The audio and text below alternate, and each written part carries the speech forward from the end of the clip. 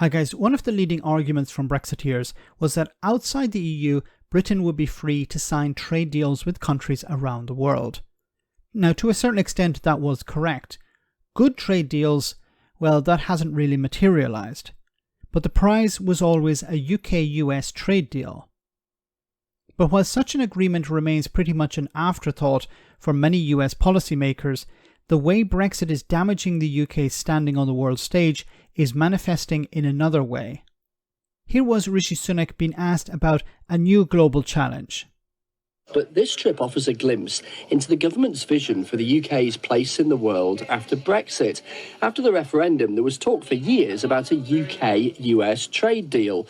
There is no such talk anymore. I believe the UK is well placed to lead and shape the conversation on this because we are very strong when it comes to AI. I wonder how you make that case, though, to the leader of a superpower, as the leader yourself of a medium-sized country, not in a, if you like, a big international bloc. How do you convince a president who might be more tempted to ring up the European Union or talk to other global players that the UK should be a kind of convener of the future on AI? Well, I think we should have confidence in our country being a leader when it comes to AI. So the argument was, how would you convince the US president to believe in Britain over the EU when it comes to dealing with the challenge of AI? And your response is, we need to have confidence in Britain. This doesn't make any sense to me. Does it make any sense to you guys? Is this another, you need to believe in Brexit Britain? If you believe enough, you can avoid reality. If businesses who want to export into the EU and avoid non-tariff barriers, bureaucracy, the costs, if they believe enough, then they will succeed.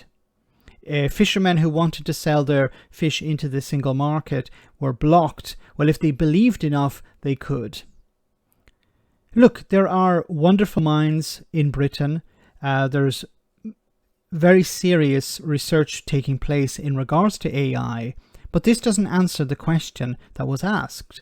If the US president, what have you got to offer the US president that the EU can't when it comes to AI? And instead of presenting arguments in favor of Britain, he says we just have to believe more in Britain. We have to be more confident. But it's not confidence that will win this argument. It's research. It's investment. The EU has massive pockets. They can throw billions at this issue or problem, whatever way you want to look at it. The UK can't. The EU can search within the bloc for the best people and put a team together. The UK is limited when it comes to that. When it's about bringing the greatest minds in from abroad, there is the visa issue. The EU doesn't have these sort of problems. And we could apply that to China as well. So if the UK wants to lead, it needs to be part of something bigger than itself.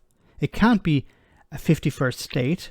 It can't be a part of China, but it can be a part of the European Union. And if it went back to the way it was before, it could lead the charge on in dealing with this global challenge, the challenge of AI. But believing in it won't work. You need to invest. You need to build bridges with the EU. And this seems to be the opposite of what Brexiteers want to achieve. Let me know in the comment section, guys, what you think. As always, your comments are greatly appreciated. Thanks a lot.